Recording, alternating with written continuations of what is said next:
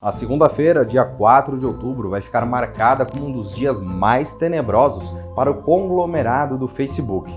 Todos os serviços online oferecidos pela empresa, que abrange também o Instagram, o WhatsApp e o Messenger, ficaram fora do ar. Podemos falar que bilhões de pessoas não conseguiram se comunicar dentro da normalidade na internet e até milhares de negócios que foram impactados pela falta dos serviços. Existem relatos de dificuldade na troca de SMS e até ligações. A sensação para muitas pessoas, com certeza, foi de que a internet acabou sendo desligada. Como uma espada da justiça, se pudermos falar de maneira metafórica, o Facebook dias antes passou por revelações mais tenebrosas ainda sobre como atua em situações de discurso de ódio, enfraquecimento da democracia e como os seus dados são lidados. Se você ainda não entendeu o que aconteceu, está acontecendo e pode acontecer, o Tecmundo está aqui para te ajudar.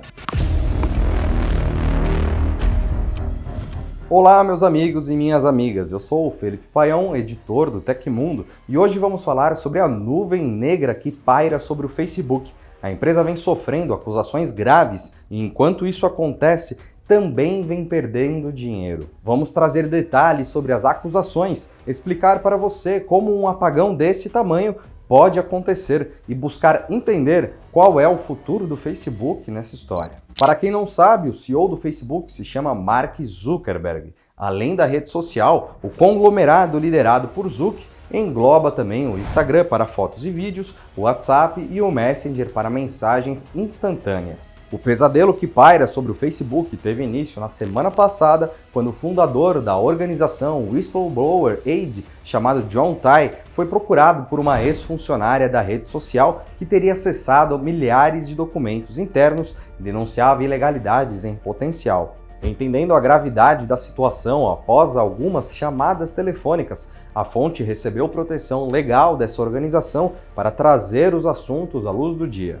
Não demorou muito, essa pessoa misteriosa que já estaria enviando informações confidenciais para o The Wall Street Journal foi revelada em entrevista ao programa 60 Minutos da CBS News. O nome da fonte é Frances Haugen, ou seja, a delatora é ninguém menos que a ex-gerente de produtos do Facebook. Ela trabalhou na equipe de desinformação cívica da rede social até maio de 2021. Em uma das suas declarações, Haugen deixou claro que o Facebook repetidamente mostra que prefere o lucro à segurança de seus usuários. Entre os detalhes entregues estão o fato de o Instagram saber que sua rede social piora problemas relacionados a imagens corporais de adolescentes. Ainda que o Facebook teve papel-chave na propagação de desinformação, a fake news, durante as eleições presidenciais estadunidenses de 2020, e a gente já sabe que por aqui também. Munida de documentos comprovatórios durante a interrogação já feita na semana passada pelo Senado norte-americano, Haugen declarou que, abre aspas, a versão atual do Facebook está dilacerando nossas sociedades e levando à violência étnica em todo o mundo, fecha aspas. Ainda que, ao aumentar a segurança, a rede social percebeu que os usuários clicam menos em anúncios e isso não é bom para os negócios. E o que tudo isso significa? Que o Facebook está no centro da discussão atual que envolve disseminação de notícias falsas, a desinformação e até a tentativa de padronização de status e imagens para crianças e adolescentes. O Facebook nega as acusações de forma oficial e deverá soltar respostas ao longo do tempo. Pudemos ver que a vida de um dos maiores conglomerados de tecnologia do mundo não está nada fácil. Esse pesadelo acontece enquanto Facebook, Instagram e WhatsApp precisam lidar com o acesso diário de mais de 2 bilhões de pessoas, 130 milhões só no Brasil. É um sucesso, claro, porém, também existem indicações que o caminho pela frente é tortuoso. O Facebook não cresce no Brasil de acordo com os últimos relatórios liberados pela empresa. Ainda, o Brasil caiu para a 4ª colocação como o país que mais acessa a rede social. O crescimento do TikTok e a juventude abraçando novas mídias são fatores que afastam novos usuários. Agora, para piorar, chegamos ao grande apagão. Facebook, Instagram, WhatsApp e Messenger ficaram fora do ar por cerca de 6 horas. Esse blackout congestionou outros serviços que também deram uma balançada durante o dia, como o Twitter e o Telegram. Vale notar que esse último ganhou 70 milhões de usuários durante o apagão. Outro ponto problemático envolve pequenas empresas e trabalhadores autônomos que dependem do Facebook e do WhatsApp para girar a conta. Segundo pesquisa do Pequenos Negócios, 70% das pequenas empresas vendem online. Desse total, 84% usa WhatsApp, 54% Instagram e 51% se comunica via Facebook. Nesse pacote, você pode imaginar a vida de comerciantes que, por exemplo, vendem marmitas pelo WhatsApp, ou comerciantes que precisam vender, combinar horários e pagamentos. Pior, o agendamento de consultas médicas. O aplicativo fora do ar acabou afetando toda uma cadeia de produção. Hoje já podemos afirmar que os problemas foram causados por alterações de configuração em roteadores que coordenam o tráfego de rede. Segundo o Facebook, as equipes de engenharia entenderam que as alterações de configuração nos roteadores de backbones que coordenam o tráfego de rede entre os data centers causaram problemas que interromperam a comunicação. Como esse assunto é mais técnico, o Tecmundo convidou o Thiago Ayub, diretor de tecnologia da Sage Networks, para nos ajudar a entender como isso funciona. Como um pequeno dicionário, pedimos para o Ayub nos explicar o que significa também alguns termos que serão utilizados, como o BGP, o DNS e o que é o servidor. A gente tem que imaginar que do lado da internet, do outro lado da famosa nuvem, os equipamentos que estão presentes nele são parecidos com o que a gente tem em casa. Então na nossa frente tem um computador, lá na nuvem tem um famoso computador que tem o nome de servidor, que está servindo o conteúdo. Na nossa casa também tem um roteador que atende, transmite o sinal até nossos dispositivos. Lá na nuvem também tem um servidor, mas muito mais parrudo, do tamanho de um frigobar e não pequenininho como a gente tem em casa.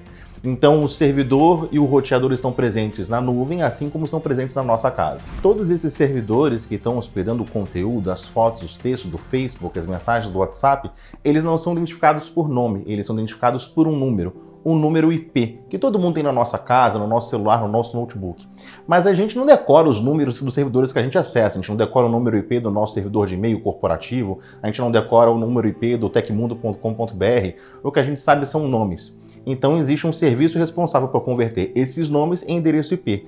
Esse é o DNS, é uma parte crucial da internet. Sem ela, a internet está por debaixo do capô funcionando, mas nós usuários, como a gente não conhece esses números, a gente não consegue acessar esses conteúdos por eles. A comparação mais fácil para o DNS é com uma agenda telefônica.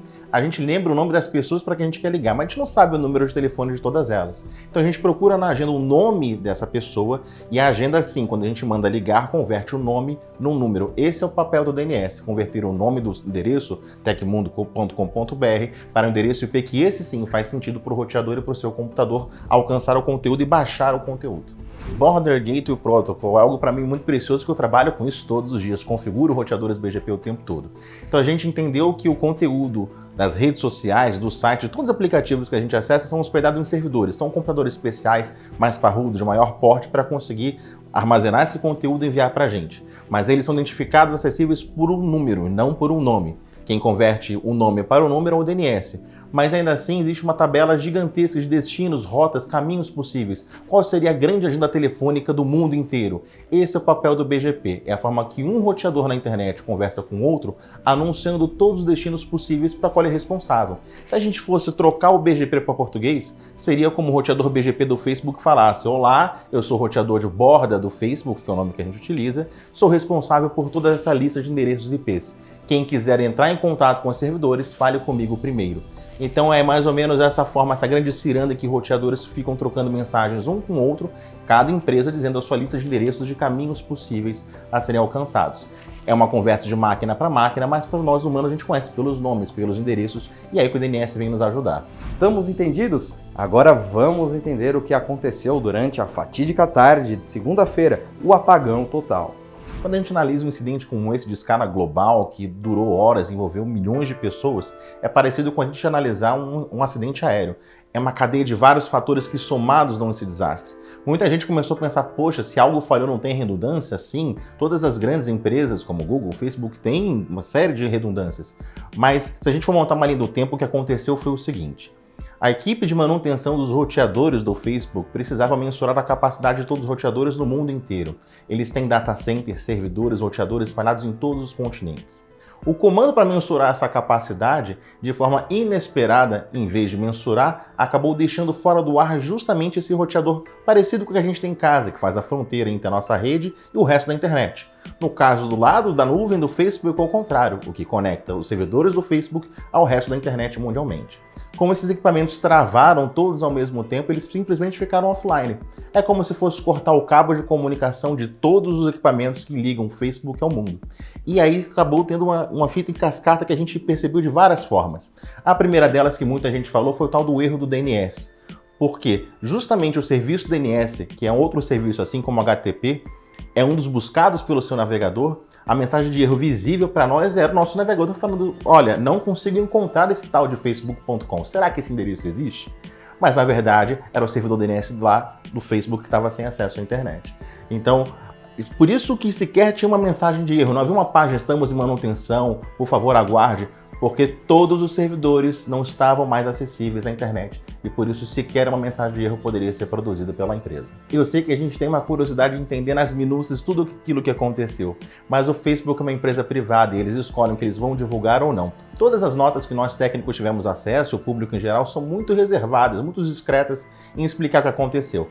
É graças à minha experiência que eu consigo preencher as lacunas e conseguir ajudar a gente a entender o que acabou acontecendo, mas exatamente a causa, efeito, o comando digitado, isso não está esclarecido. Mas o que a empresa diz é muito interessante, que existia uma ferramenta responsável por evitar erros como esse, que ela poderia ter alarmado e impedido que um comando que destruísse toda a conectividade fosse executado, mas essa ferramenta também falhou. Softwares são feitos por humanos, os humanos são falhos e inevitavelmente a gente acaba sem querer cometendo erros no software também. Mas isso pode acontecer de novo? Nós podemos ficar horas sem serviços essenciais para muitas pessoas? Como seria o melhor caminho? A possibilidade de um ataque cibernético prejudicar uma empresa mundialmente ele é factível, mas a gente está falando de uma das maiores empresas do ramo do mundo e da história da humanidade. Então eles têm muitos circuitos redundantes, muita capacidade para conseguir lidar com esse incidente. Mas vem um grande aprendizado para a equipe do Facebook, que eles se planejaram para justamente se defender contra um inimigo externo, alguém que intencionalmente quisesse colocar a empresa fora do ar. Mas eles se precaveram pouco para erros como esse, de que um único comando pudesse desconectar todos os roteadores mundialmente do Facebook. No site oficial deles, nas declarações públicas do time de engenharia, eles fazem essa autocrítica, eles fazem essa errata, de que eles se precaveram muito para ameaças externas, mas o erro humano internamente, eles não se precaveram tanto e o aprendizado deles de agora em diante é se debruçar sobre isso. Se a gente olha as notícias, teve um catraca de prédios que não funcionavam, os próprios funcionários do Facebook remotamente não conseguiam acessar os servidores, tiveram que pessoalmente nos prédios, data centers, fazer esse reparo. Talvez uma possibilidade que a gente pode de fora imaginar que confiaram demais no histórico justo, eles têm uma estabilidade de anos, mas dessa vez o elo se ligou nessa corrente, vários elos que deram defeito e deixou essa falha massiva para todo mundo. Que a gente está diante de 3 produtos muito populares que são da mesma empresa, o Facebook, o WhatsApp e o Instagram. Como são da mesma empresa, compartilham a mesma infraestrutura, a mesma equipe de TI, os mesmos servidores e os mesmos roteadores que foram desconfigurados e ficaram fora do ar. Então, esse efeito geral, de apagão geral desses 3 serviços, porque por mais que a gente olhe e trate eles diferentes, no fundo, lá o servidor do outro lado, que é o lado oposto do seu modem na sua casa, é a mesma infraestrutura que ficou fora do ar ao mesmo tempo. A gente vive nas redes sociais um fenômeno de efeito manada. Palavras que são importantes, memes, tudo viraliza e amplifica de uma forma muito grande. Quando um grande serviço como esse, na verdade 3 grandes serviços desses ficaram fora do ar, as pessoas começaram a buscar alternativas. E todas essas alternativas são dimensionadas para a capacidade normal de uma segunda-feira à tarde, como elas usualmente têm enfrentado. Um pico explosivo exponencial vai exigir de todos os sistemas que ampliem a capacidade.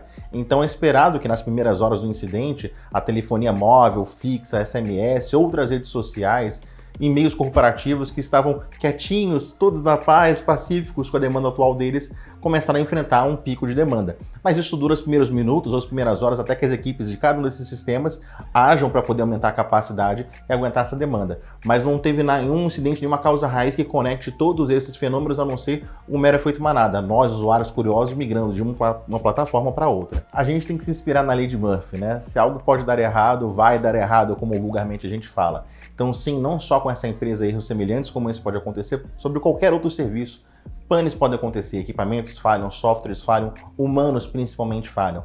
A gente como usuário tem que tirar de lição desse episódio que a gente não pode depender de uma única solução.